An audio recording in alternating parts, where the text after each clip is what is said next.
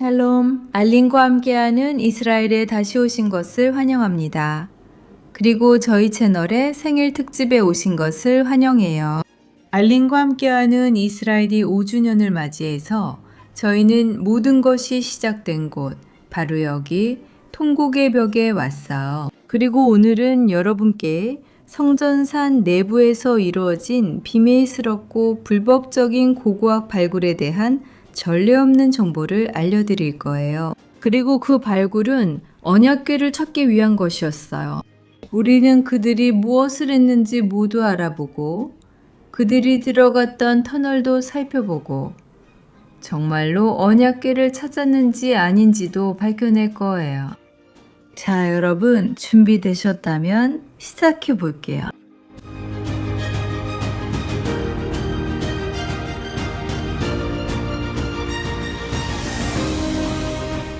이곳의 역사는 3800년 전으로 거슬러 올라가요.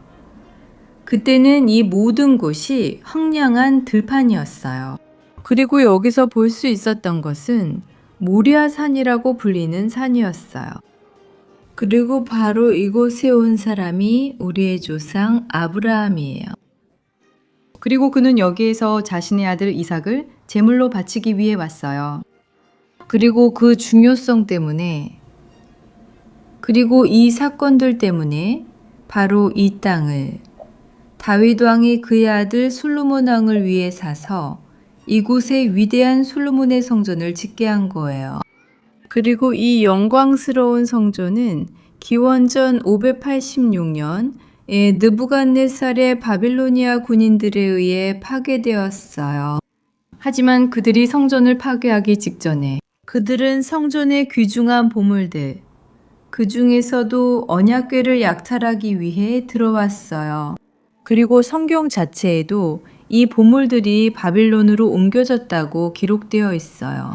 바빌로니아인들은 주님의 집에 있던 청동 기둥들과 받침대, 그리고 주님의 집에 있던 놋바닥까지도 조각조각 잘라냈어요. 그리고 그들은 모든 청동을 바빌론으로 가져갔어요. 또한 그들은 냄비, 삽, 불 끄는 기구, 대야, 향을 담는 그릇과 예배에 사용되던 모든 청동기구들도 가져갔어요. 경비대장은 또한 잔, 향로, 대야, 냄비, 등잔대, 향을 담는 그릇 등 금이나 은으로 된 모든 것들도 가져갔어요. 여러분, 이 성경 구절을 잘 들으셨나요? 그 안에는 바빌론으로 가져간 보물들의 목록이 아주 분명하게 나와 있어요. 하지만 그 목록 어디에도 언약궤는 포함되어 있지 않아요. 바로 그 점에서 이 큰 미스터리가 시작되는 거예요. 언약궤는 어디로 간 걸까요? 바빌로니아인들이 언약궤를 손에 넣은 걸까요? 아니면 많은 사람들이 믿는 것처럼 어쩌면 언약궤는 예루살렘을 한 번도 떠난 적이 없었을지도 몰라요. 이제 이 미스터리를 깊이 파헤쳐 보겠습니다.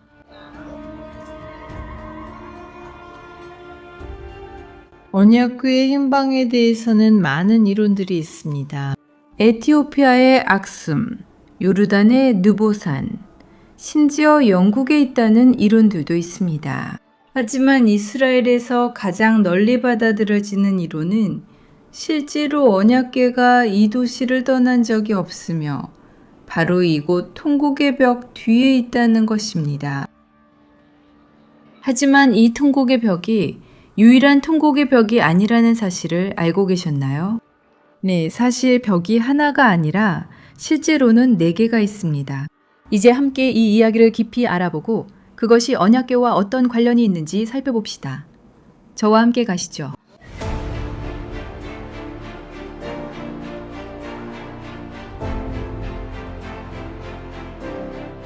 솔로몬 성전의 폐허 위에 바로 같은 자리에 예루살렘의 두 번째 성전이 세워집니다. 하지만 이 두 번째 성전 안에는 언약궤가 없었습니다. 이미 사라졌기 때문이죠. 그리고 몇 세기가 더 지난 후 두 번째 성전도 파괴되었습니다.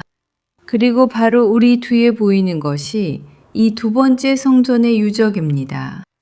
그리고 이 벽 뒤에는 바로 모리알산이 있지만 지하방들도 있습니다. 여기 우리가 보고 있는 이 벽이 바로 통곡의 벽, 즉 서쪽 벽의 시작입니다. 그리고 반대편은 남쪽 벽입니다. 그럼 이제 통곡의 벽에 좀 더 가까이 다가가 보겠습니다. 이 네 개의 벽 중에서 가장 중요한 벽인데 그 이유는 원래의 지성소, 즉 언약궤가 있던 지성소에 가장 가까운 곳이기 때문입니다. 그리고 이 벽은 거의 500m에 달하는 길이를 가지고 있었습니다. 그리고 이 500m 중에서 오늘날에도 여전히 볼 수 있는 4개의 서로 다른 구역이 있습니다. 첫 번째 구역은 우리가 전에 봤던 곳으로 약 60m 정도 되고 가장 잘 알려진 곳이기도 합니다. 그리고 두 번째 구역은 바로 여기, 우리 옆에 있습니다. 예루살렘의 두 번째 성전이 파괴된 지 600년이 넘은 후 이 지역이 처음으로 무슬림들에게 정복됩니다. 그리고 그들은 성전산, 바로 무리아 산의 정상, 즉 언약궤가 있던 그 자리에 올라가 그 위에 바위의 돔, 황금돔을 세웁니다. 그리고 그때부터 그들은 성전산 내부로의 출입을 금지합니다. 여기서 내부란 지하방들을 말하는 것입니다. 그리고 통곡의 벽 뒤쪽 전체에 걸쳐서도 마찬가지입니다. 그래서 수세기 동안 아무도 이 장소에 들어갈 수 없었습니다. 스칸디나비아 출신의 성서학자인 발터 유벨리우스가 언약궤가 숨겨진 위치를 해독했다고 믿기 전까지는 아무도 들어갈 수 없었습니다. 그곳이 어디였냐고요? 바로 예루살렘에 있는 이 터널, 성전산 아래였습니다. 그리고 그는 자신의 연구 결과를 파커에게 제시합니다. 몬테그 파커는 영국군 장교이자 고고학을 사랑하는 사람이었습니다. 그들은 힘을 합쳐 성지에서 발굴을 위한 탐험을 준비합니다. 그리고 그들은 출발하지만 예루살렘이 아니라 이스탄불로 향합니다. 왜냐하면 그 당시 예루살렘과 그 지역 전체가 오스만 터키 제국에 속해 있었기 때문입니다. 그곳에서 그들은 몇몇 관리들을 만나고 8만 달러가 넘는 금액을 지불한 끝에 예루살렘의 일부 지역에서만 발굴할 수 있는 특별 허가를 받게 됩니다. 모든 지역은 아니었습니다. 그리고 그들이 맺은 이 계약의 일부는 발견되는 모든 것, 모든 보물, 심지어 솔로몬의 보물까지도 그 절반, 즉 50%를 바로 그 관리들에게 지불해야 한다는 것이었습니다. 그리고 이 서류, 이 부분 허가서를 가지고 그들은 이스라엘 해안으로 향하는 배에 오릅니다. 그들은 1909년에 야포 항구에 도착합니다. 하지만 그들은 배에서 내리는 것이 금지됩니다. 왜냐하면 그때 막 전염병, 역병이 시작되었기 때문입니다. 이곳에는 흑사병이 퍼지고 있었기 때문에 그들은 역병이 지나갈 때까지 배 안에서 기다려야 했습니다. 그리고 마침내 그들은 배에서 내려 예루살렘에 와서 본격적으로 지하를 발굴하기 시작했습니다.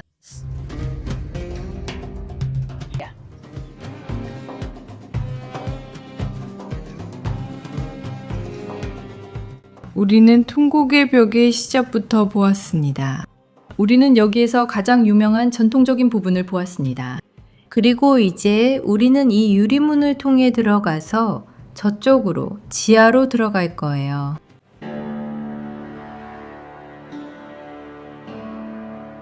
유벨리우스는 고대 문헌을 바탕으로 했고 그는 언약궤가 성전산 안에 있다고 믿었어요. 하지만 그는 산 위에서 바로 안으로 발굴할 허가를 받지 못했어요. 하지만 그는 지하 터널의 존재를 알고 있었어요.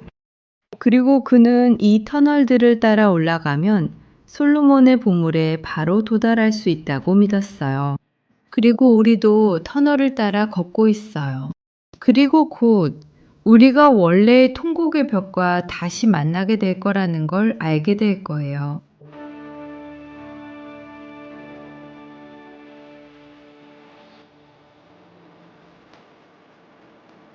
여러분께 꼭 보여드리고 싶은 게 있어요. 저와 오세요. 우리는 벽이 계속 이어지고 있고 갑자기 움푹 들어가고 막힌 부분들이 있다는 걸 볼 수 있어요. 여기 보세요. 여기 이 모든 것들이요. 우리가 위를 보면 여기가 입구 아치라는 걸 알 수 있고 콘크리트로 막혀 있다는 것도 볼 수 있어요. 이곳은 몇 년 전에 막혔어요. 그리고 이 모든 곳이 성전산으로 들어가는 터널 입구 중 하나였어요. 그리고 그 입구 옆에서 저기 뒤쪽에 몇몇 사람들이 기도하고 있는 것을 볼 수 있어요. 저 지점이 우리가 지성소, 즉 언약궤가 있던 가장 거룩한 곳에 가장 가까이 다가갈 수 있는 곳이에요. 우리가 지금 지나갈 곳은 모리아산 정상에서 불과 70m 떨어진 곳이에요. 바로 그곳이 언약궤가 있던 정확한 위치예요. 저와 함께 가요.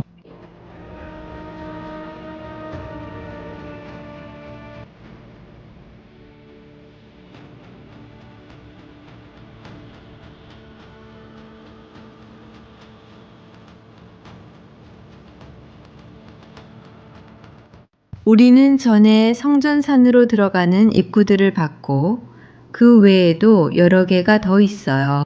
몇몇 입구는 성전산 정상의 광장으로 이어졌고 다른 터널들은 지하로 연결되어 있었어요.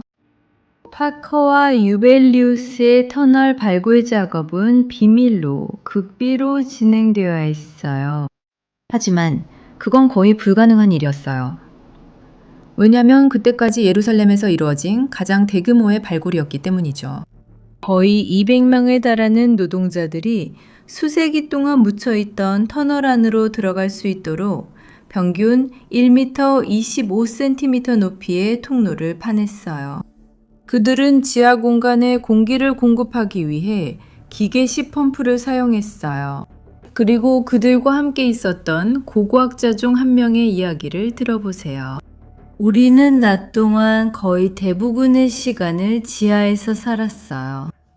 일은 밤이 되어도 멈추지 않고 계속되었고 횃불 불빛 아래에서 노동자들이 부르는 노래소리와 함께 진행됐어요. 터널은 어둡고 신비로웠으며 바위 속 깊은 곳까지 끝없이 뻗어 있는 것처럼 보였어요.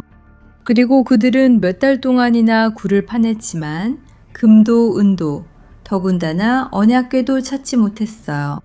그러다 겨울이 찾아왔고 날씨는 매우 춥고 습해졌으며 심지어 노동자들까지 파업을 했어요. 그래서 그들은 빈손으로 이스라엘을 떠나게 되었어요. 하지만 그들의 이야기는 아직 끝나지 않았어요. 왜냐하면 그들은 다음해 여름에 또 한 번 더 많은 지원군과 함께 돌아왔거든요. 그들은 런던 지하철 시스템의 수석 엔지니어를 데려왔어요. 말 그대로 터널 시스템의 전문가였죠. 그리고 그들은 다음 겨울까지 계속 일했지만 운이 더 좋아지지는 않았어요. 그들은 성경 시대의 많은 유물들을 발견했지만 솔로몬의 보물은 찾지 못했어요. 그리고 그것은 정말로 보물이었어요. 그들은 언약궤와 여러 쟁반, 그릇, 그리고 다른 귀중한 금과 은으로 된 물건들이 오늘날 가치로 60억 달러가 넘을 것이라고 추정했어요. 우리는 계속 걸었고 갑자기 거대한 돌들로 이루어진 바닥에 도착했어요. 이것은 2000년이 넘은 예루살렘의 원래 바닥이에요. 길이 경사져 있어서 우리는 계속 걸었고 또 걸어서 마침내 이 원래의 거리를 발견했어요. 하지만 더 놀라운 것은 제 뒤에 있는 거예요. 여기는 다름 아닌 모리아산의 비탈이에요. 저 안에 그 산의 꼭대기가 있고 산의 비탈은 계속 내려가니까 여기가 바로 원래 바위의 옆면이에요. 그리고 건축을 맡은 사람들이 했던 일은 산의 비탈을 잘라내서 나머지 통곡의 벽과 똑같은 모습을 만들기 위해 작업했던 거예요. 서쪽 벽이에요. 그러니까 여기 안으로 계속 들어가면 우리는 말 그대로 이 방향으로 가면 모리아산 정상에 도착하게 돼요. 그리고 여러분이 여기서 분명히 볼 수 있는 아주 흥미로운 점이 바로 이 입구예요. 이곳이 예루살렘 성전 단지로 들어가는 입구처럼 보인다는 걸 알 수 있어요.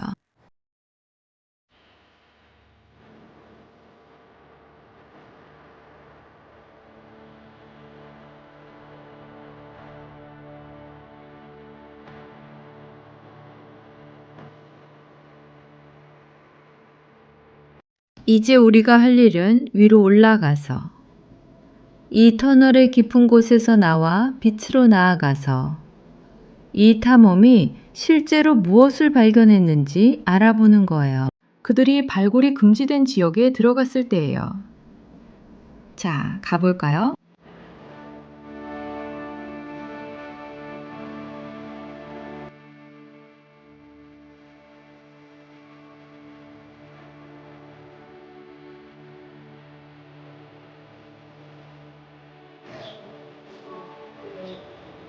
여기에도 이렇게 작은 통곡의 벽이라고 쓰여 있는 표지판을 볼 수 있어요. 저와 함께 오세요.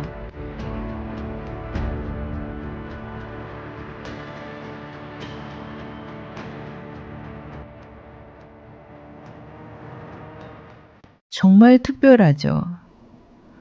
우리가 다시 통곡의 벽을 만났어요. 이것이 제가 여러분께 말씀드린 네 번째이자 마지막 부분이에요.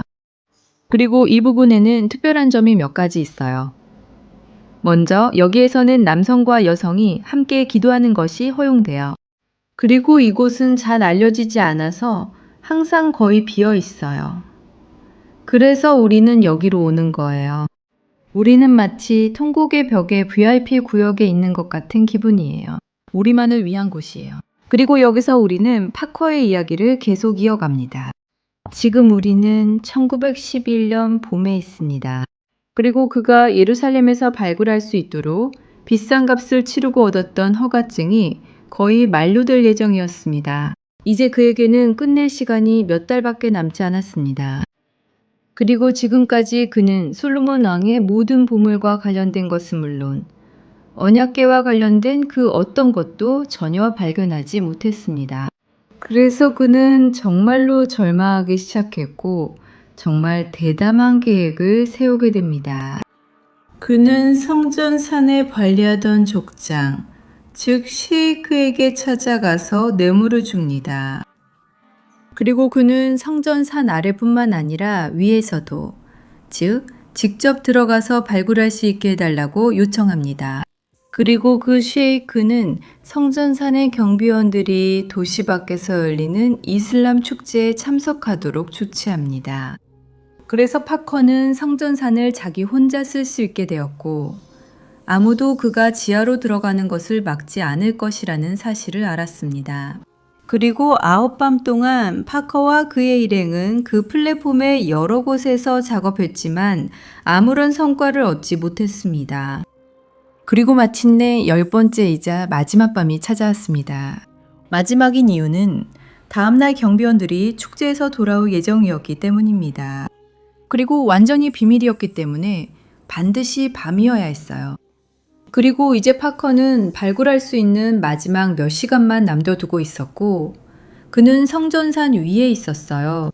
그리고 그는 정말로 말하자면 과감하고 극단적인 무언가를 하기로 결심해요. 그는 바위돔 안으로 들어가서 그 바위, 모리아산의 꼭대기를 봐요. 오늘날까지도 그 정확한 위치, 자국을 볼 수 있죠.